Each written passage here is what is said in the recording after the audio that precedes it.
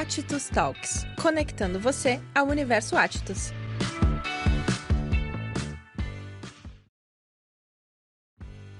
Olá, pessoal! Sejam bem-vindos e bem-vindas ao Attus Talks, o podcast da Attus Educação. Eu sou Valesca Reichel, Head de Marketing e professora da Attus Educação, e toda semana a gente se reúne aqui para discutir os temas que envolvem a educação, a inovação, o empreendedorismo e muitos outros assuntos que fazem parte do universo da Attus. Aliás, você que está nos ouvindo pode entrar para esse universo já em 2024. Isso porque já estão abertas as inscrições para o vestibular. As inscrições vão até o dia 16 de novembro no site da Attus, www.attus.edu.br. A prova será no dia 18 de novembro no campus Santa Terezinha, em Passo Fundo, e no campus Montserrat, em Porto Alegre.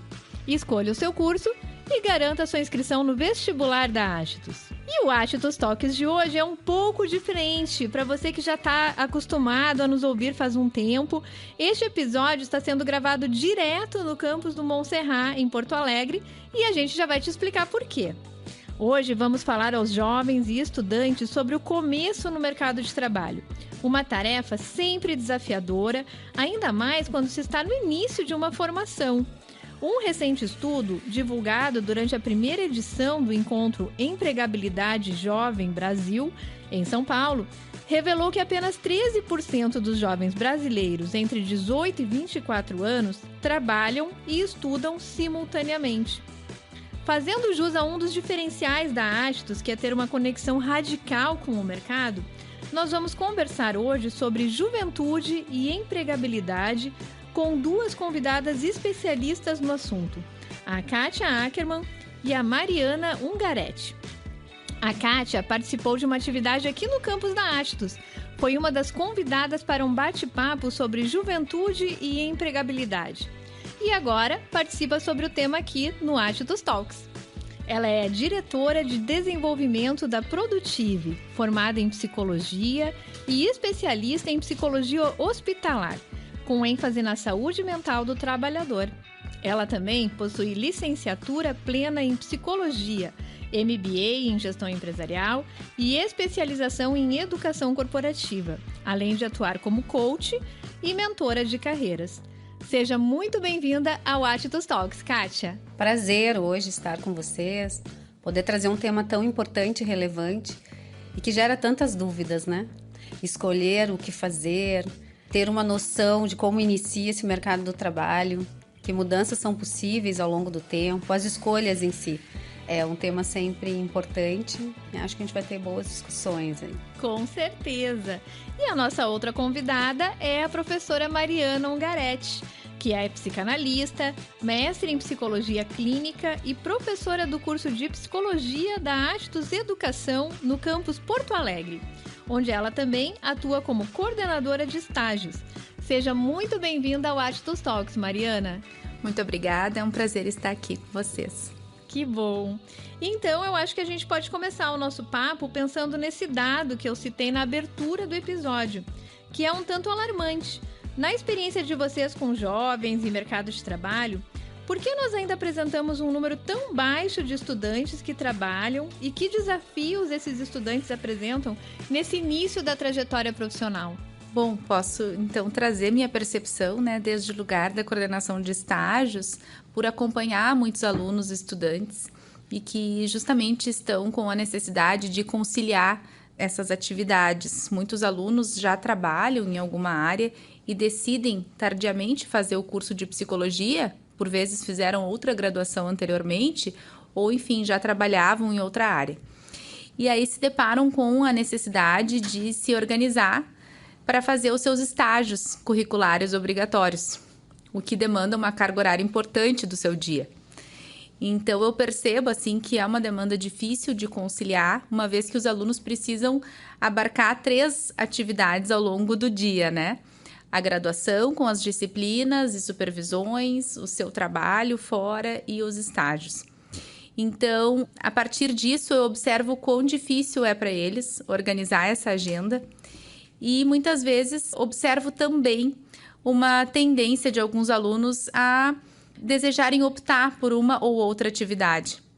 O que me parece que acaba acontecendo, né, com esses dados, neste caso que a gente está falando, né? De que muitas vezes as pessoas acabam, os jovens, não conciliando o estudo e o trabalho por conta das demandas. E eu entendo que isso é uma questão bem complexa para a gente pensar. Como viabilizar que esses jovens possam organizar a sua formação e construir uma carreira com experiência prática, e muitas vezes eles precisam dessa experiência de trabalho para poder sustentar os custos de uma graduação. Nem sempre, né, o que eles recebem dá conta dos custos de uma graduação, então me parece que isso também acaba sendo uma questão. Muitos jovens que trabalham utilizam o seu salário para sustentar a sua casa. Então, acho que tem uma série de questões aí que acabam se atravessando na vida dos sujeitos, dos jovens, e que muitas vezes impedem que eles consigam seguir e acabarem optando por uma coisa ou outra, né? Mas acredito que é uma questão bem cultural que a gente pode observar e que cada vez mais, assim, as instituições, seja de estágio, sejam de CLT mesmo, de trabalhos, né, autônomos, estão tendo maior flexibilidade, né, em termos, inclusive, de carga horária. Eu observo que foi um dos efeitos da pandemia, por exemplo, o trabalho remoto. E tudo isso, acho que viabilizou que, aos poucos, esse cenário possa se modificar.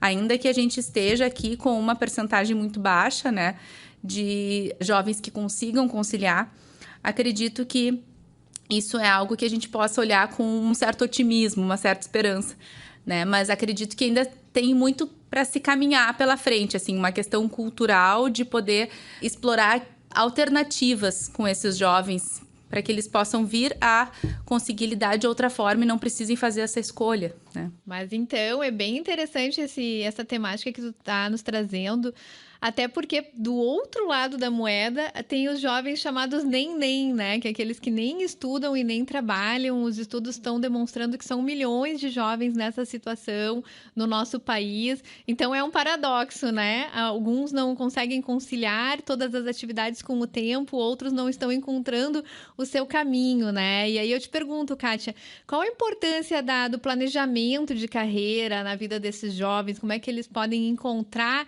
esse eixo e conseguir iniciar sua trajetória profissional? É um grande tema e eu entendo que ele vem, obviamente, de uma história que o indivíduo carrega, né? Então, quanto mais conhecimento, quanto mais informação, quanto mais histórias importantes na própria família em relação ao trabalho, né? Isso faz com que a gente se construa com determinadas experiências e necessidades. E nesse grupo, né, dos jovens, e eu tenho especialmente 2 em casa, né, 2 universitários, inclusive, e eu tenho realidades diferentes com 3 anos de diferença entre um e outro.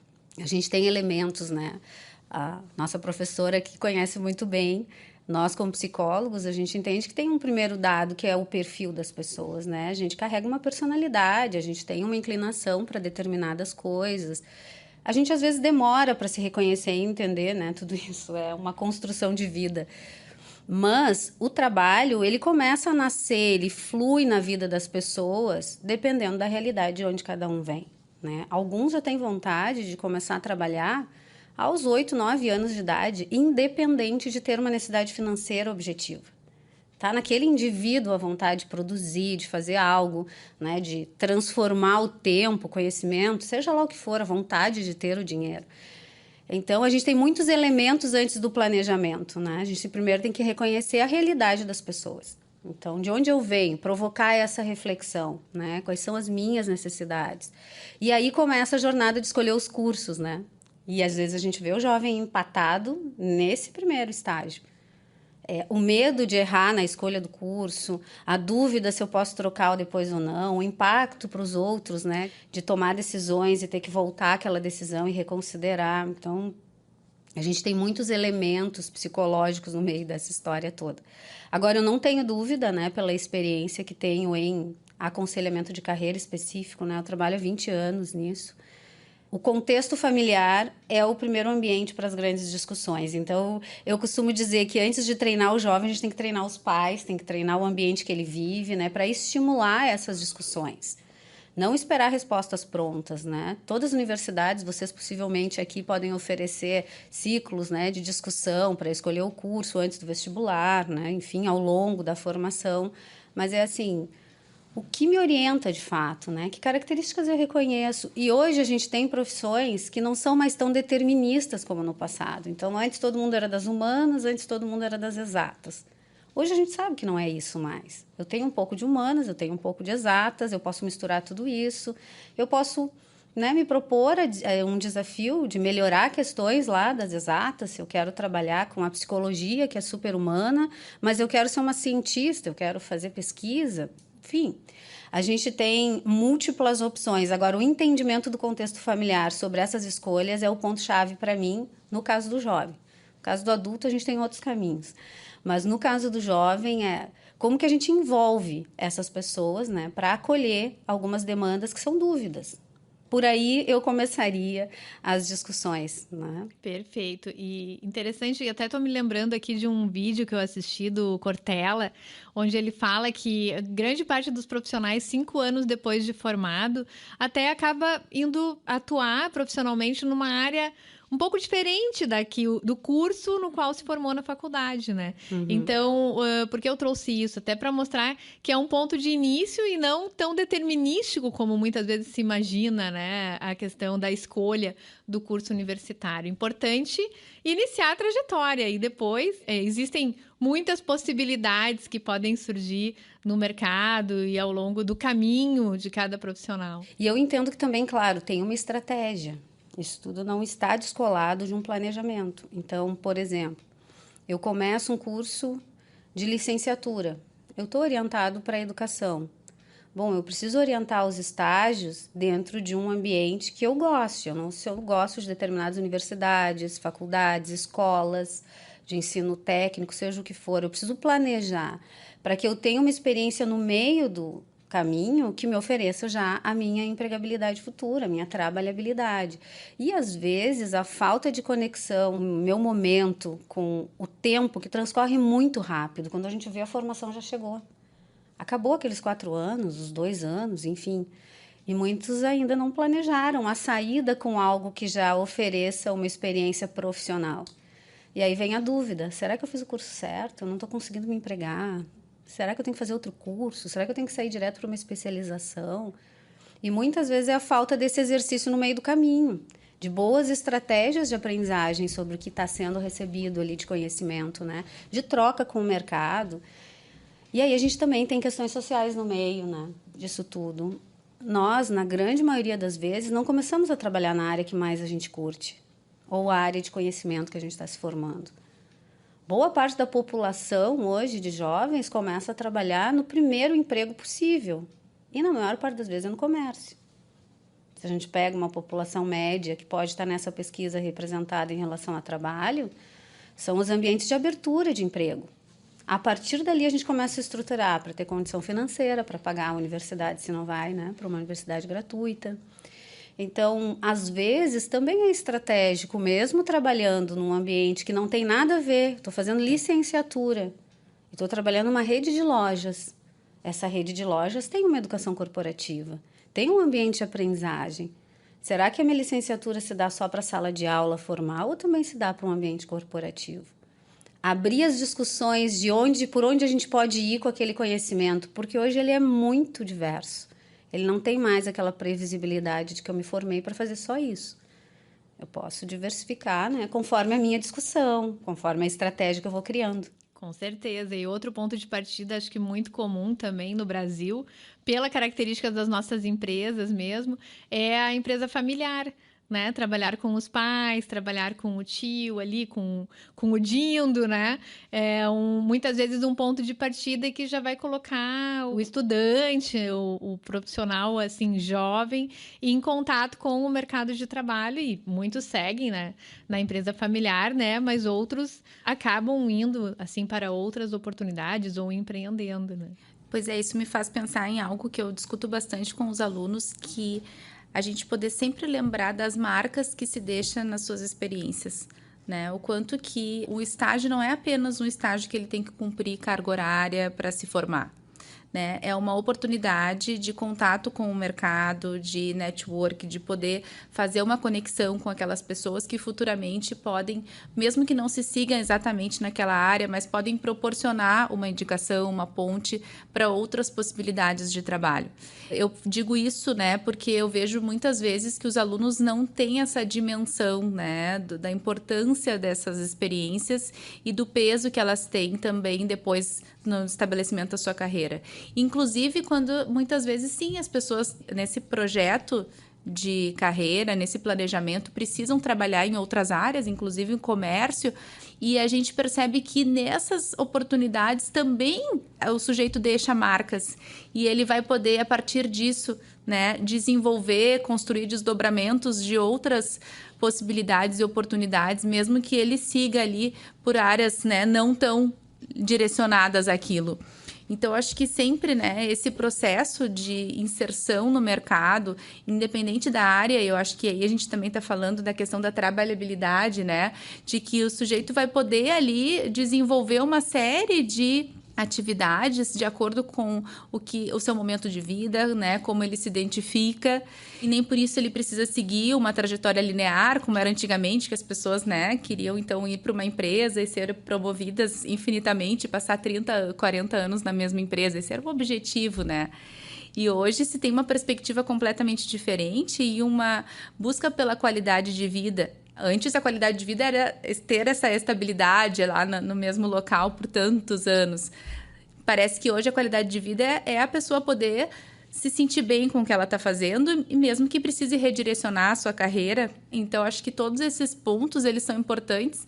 E eu sempre marco com os alunos, né, a pertinência em eles poderem já experimentar essas experiências nos estágios, de poder, então, aproveitar essas oportunidades. A gente tem, por exemplo, uma demanda bem forte na psicologia, que todos os estágios os alunos precisam participar de processos seletivos.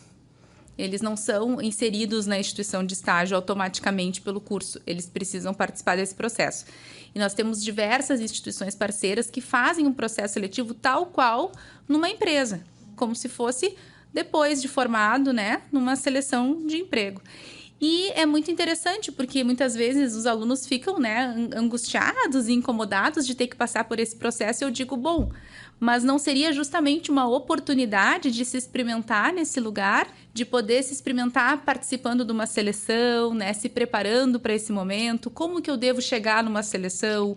Como que eu vou me apresentar e me colocar num processo de inserção numa instituição? Então, acho que todo esse momento é fundamental, desde o processo de seleção, de entrada, e de muitas vezes não ser aprovado num processo seletivo, até o espaço de deixar a sua marca frente a uma experiência de estágio de um semestre, um ano, mas que vai abrir muitas portas, possivelmente, independente de para onde ele vai. Ai, com certeza. São experiências que vão se somando e vão gerando competências, né? As soft skills que a gente fala.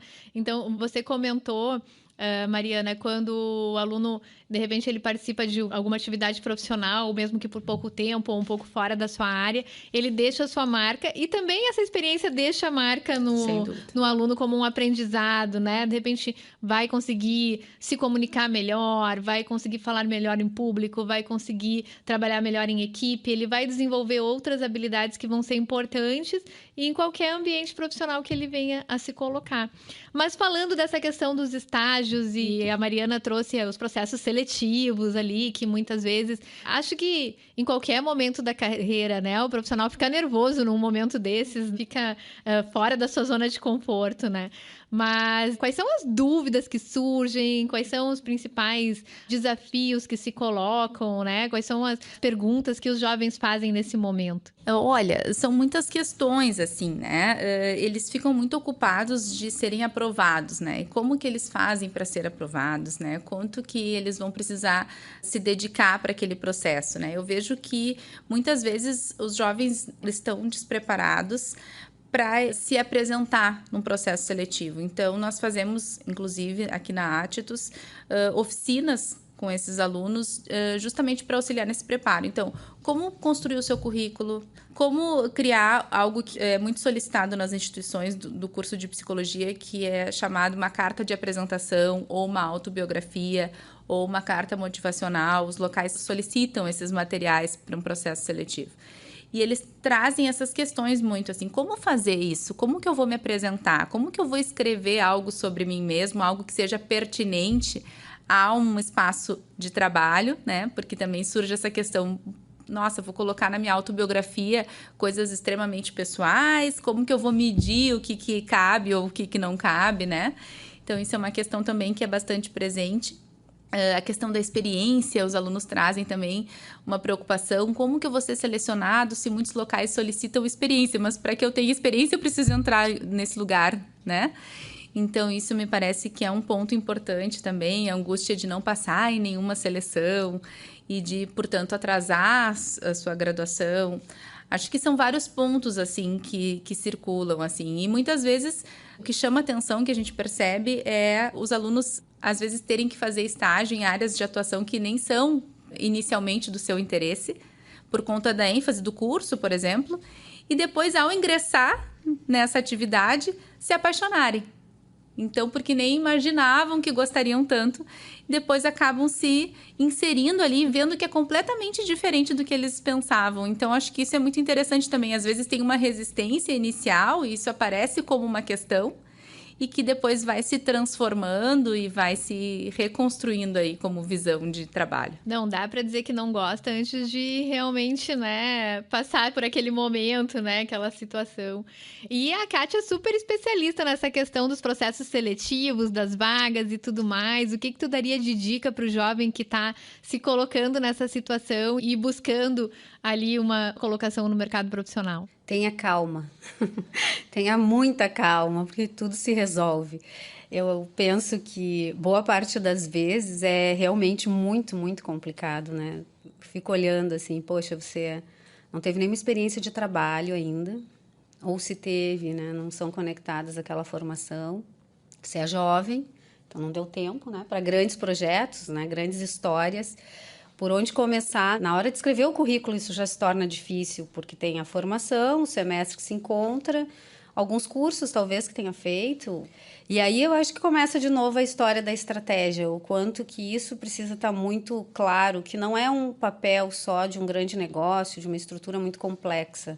O planejamento, ele aparece em tudo na vida da gente, e aqui ele vai aparecer de novo, né?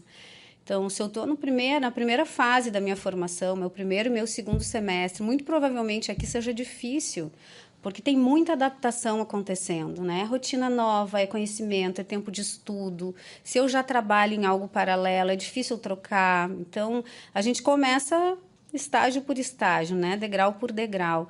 Aqui, minha dica seria, comece a fazer conexões mais importantes pensando o final. Então, dentro da Attus hoje, eu tenho projetos que daqui a pouco eu posso participar uma vez no mês, né? Começo a criar um currículo diferente.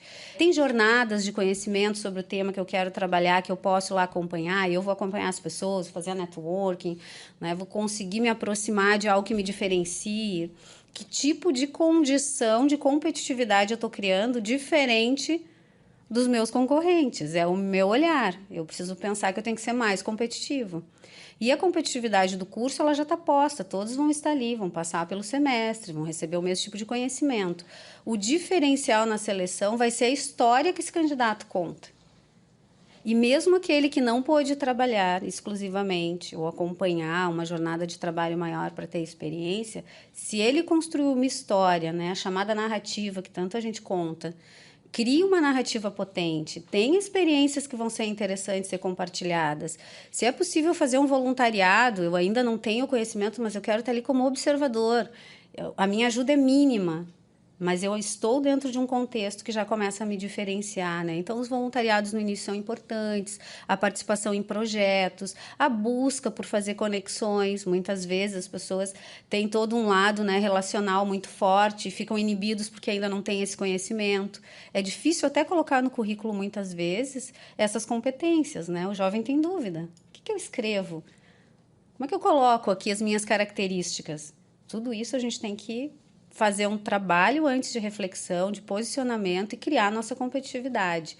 E aí tem muitos recursos, né? Tem na universidade, tem na família, tem naquele pai, naquela mãe, naquele tio que já está no mercado de trabalho há mais tempo, os nossos mentores, né, informais, estão na nossa volta, os mentores educacionais também, que estão aí para nos ajudar. Eu até me lembrei de uma ocasião em que eu recebi um currículo de uma candidata e ela colocou que ela era escoteira. Há muito tempo, desde criança, né? Ela gostava muito e ela era escoteira e ela se dedicava ao movimento escoteiro. E aquilo fala muitas coisas, né, sobre a pessoa. E, de repente, outros candidatos talvez não tenham se lembrado de colocar no currículo alguma coisa assim, uma atividade social, né, voluntária, ou uma extensão, uma atividade de extensão, uma atividade ou esportiva, que possa dizer de como é essa pessoa, né? Quais são suas metas, quais são suas habilidades, quais são suas características. E aí eu quero perguntar para 2 psicólogas que nós temos aqui, né?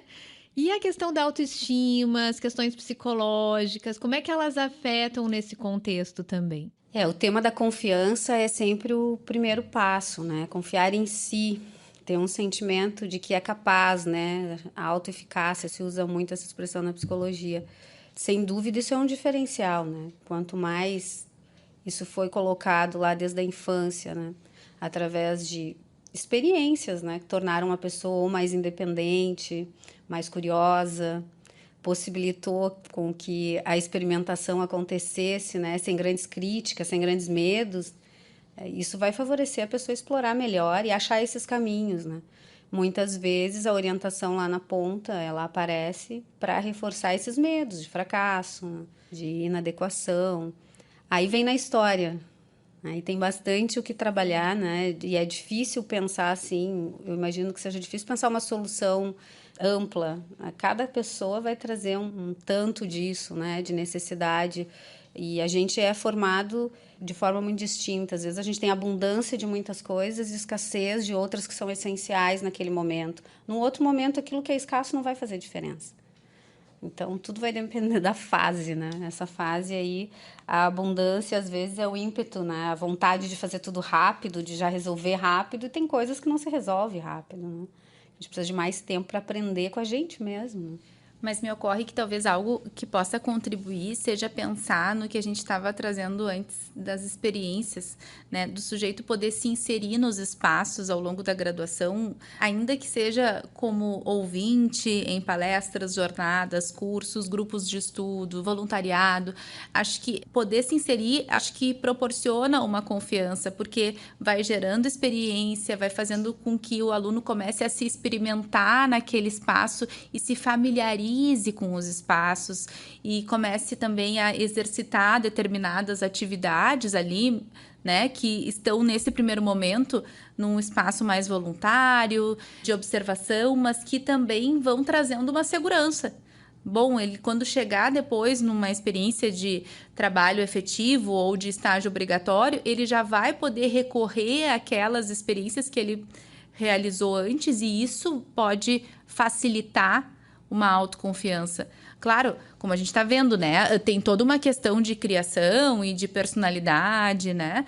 Que é inegável. Mas pensando no que se tem alcance em termos mais gerais, sempre que ele estiver ativo nas atividades pertinentes ao seu curso e estiver ali presente e se inserindo nos espaços, ele vai tornando aquilo mais familiar. Aquilo não vai se tornar algo tão distante, tão temido, né? Tão aterrorizante. Acho que isso, assim, o estranho assusta. Então, quanto mais se aproxima, acho que desconstrói muitas coisas, assim. Muito bem, nós vamos fazer uma pequena pausa só para ouvir um recadinho rápido. Eu prometo que é bem rápido mesmo, ouvintes. E já retornamos com esse bate-papo. Um dia, me perguntei, e se eu tivesse professores que fossem referência no mercado? E se eu não tivesse sozinha na busca pelo meu sucesso profissional? Agora é sua vez de se perguntar. E se você escolher uma jornada tão incrível quanto as conexões que você vai fazer pelo caminho? Inscreva-se para o vestibular de verão da Attus até 16 de novembro em attus.edu.br. Prova 18 de novembro. Attus Educação. Conexões de valor. Kátia, tô pensando aqui na questão do planejamento de carreira que você trouxe, né? Que é traçar uma estratégia, de fato. Quando que isso deve começar? Como é que você enxerga esse momento, assim, para iniciar um planejamento? Eu adoraria ver isso no ensino médio, assim, sabe? Antes da universidade ainda. Mas não é a nossa realidade. Eu tenho percebido que as escolas agora estão apresentando o tal projeto de vida, né? Que me anima muito. Porque isso é novo, mas a gente já inicia um diálogo, uma conversa sobre isso com alunos lá de 13 anos, 12, 13 anos, né? Que começam a entender que a nossa estrutura de vida, o trabalho é uma parte e que tem muitas coisas conectadas ao trabalho que são necessárias, né? Mas, enfim, aqui a gente está numa caminhada que eu acredito que com o tempo a gente já vai poder ter mais consciência e organização dessa entrada no mundo do trabalho, né? Dessa escolha da nossa ocupação, né? Em termos de profissão, de como tudo isso vai se dar de uma forma mais planejada e não por oportunidades que não são as melhores. Quais são as oportunidades que não são as melhores muitas vezes?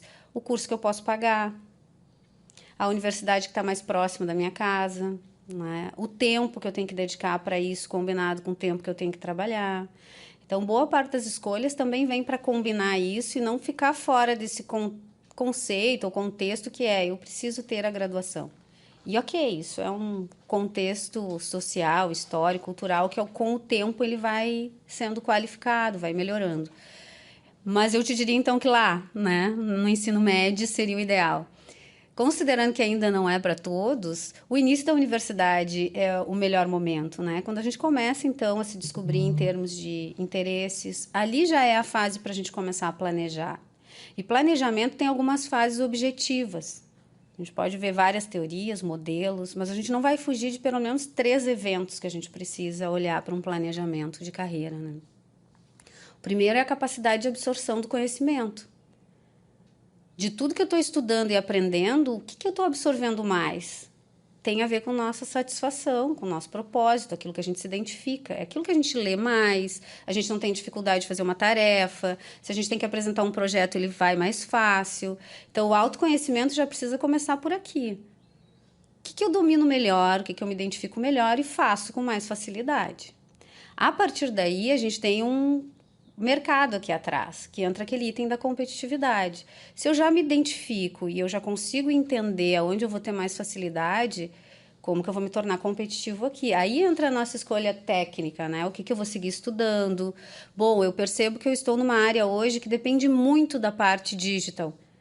Tem uma influência hoje, o jeito de trabalhar, como chega o tema, o conteúdo até a área de atuação, eu vou precisar me digitalizar de algum jeito. Eu posso amar um livro, eu posso amar ler no papel, mas o ambiente de trabalho, o contexto que eu vou trabalhar vai exigir de mim outras habilidades, né? E, ao mesmo tempo, eu preciso olhar para essa competitividade também no tempo. Então, como que eu olho cenários futuros? Faz sentido eu fazer determinadas especializações aqui? Faz sentido eu fazer mais de um curso, como muitos fazem, e ir antecipando alguns conhecimentos? A competitividade é o ponto. Escolher uma base de autoconhecimento, especialização e ter sempre uma diversificação de outros temas. Porque as empresas hoje em dia, elas não olham para um único conhecimento. Ninguém mais tem uma cadeira exclusiva dentro de uma organização. As empresas esperam que cada profissional seja recurso para muitas frentes. Então, a gente precisa ampliar essa visão geral das coisas, né? E estudar coisas diferentes. Então, eu, na psicologia, precisei estudar gestão empresarial. E não tinha nada a ver com a minha formação de origem, mas eu queria trabalhar numa empresa, dentro de uma organização. Como que eu não ia entender o funcionamento total de uma organização, o que faz no financeiro, o que faz no comercial, no marketing? Isso tem a ver com o meu trabalho, tem impacto no meu trabalho. A minha competitividade dentro da empresa se ampliou à medida que eu fui estudando temas paralelos. Então, o segundo bloco do planejamento é como organizar a competitividade. O que eu vou estudar ao longo da formação, o que eu vou estudar depois da formação e atualizando isso de tempos em tempos. E aqui a gente inclui o terceiro bloco, que são as habilidades comportamentais. Então, além do conhecimento técnico, o que de habilidades comportamentais podem comprometer essa minha competitividade? Então, talvez eu tenha que olhar para a minha criatividade, dependendo da área que eu estou. Talvez eu tenha que olhar para as relações, né, interpessoais, lá, olhar as minhas características. Talvez eu tenha que olhar para essas habilidades mais racionais, né, mais lógicas, matemáticas, porque isso vai interferir também na minha entrega, no jeito que eu estou querendo construir essa carreira. Então, as habilidades sociais têm todos esses ambientes, né, que já foi dito aqui. Então, dependendo do que eu estou me propondo a experimentar, eu tenho um campo aberto para fazer isso. E quanto mais cedo eu fizer, menos críticas eu vou ter em relação a isso, porque eu estou iniciante. Dá para errar mais seguido, dá para testar mais seguido, dá para mudar de ideia mais seguido. Então, comecem a experimentar, né? Eu penso que projetos é sempre algo bem importante. Eu, se fosse estudante hoje, começando a minha primeira formação, eu ia me voluntariar tudo que fosse possível, porque é essa fase. Depois a gente assume outros papéis, né? Vão casar, ter filhos, aí começa uma confusão com o tempo. Enquanto a gente está nessa fase estudante, o legal é montar um plano assim para usar o máximo tempo possível para ter essas experiências e se reconhecendo, né? Conhecimento, competitividade técnica e comportamental. Como é que a gente junta tudo isso na hora de colocar no currículo e se candidatar a uma posição?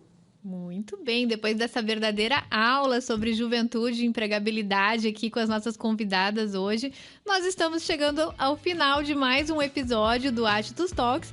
Hoje nós contamos então com a participação da Kátia Ackerman, diretora de desenvolvimento da Produtive. Kátia, muito obrigada por ter estado hoje conosco aqui e por trazer tantos conhecimentos e novas ideias pra gente. Foi um prazer, passou rápido, né? Passa rápido normalmente. E fico à disposição, né? Acho que me encontrar nas redes sociais é bem tranquilo e o tema está aberto aí também para servir de apoio para quem tiver dúvidas, quiser conversar sobre isso, fico à disposição.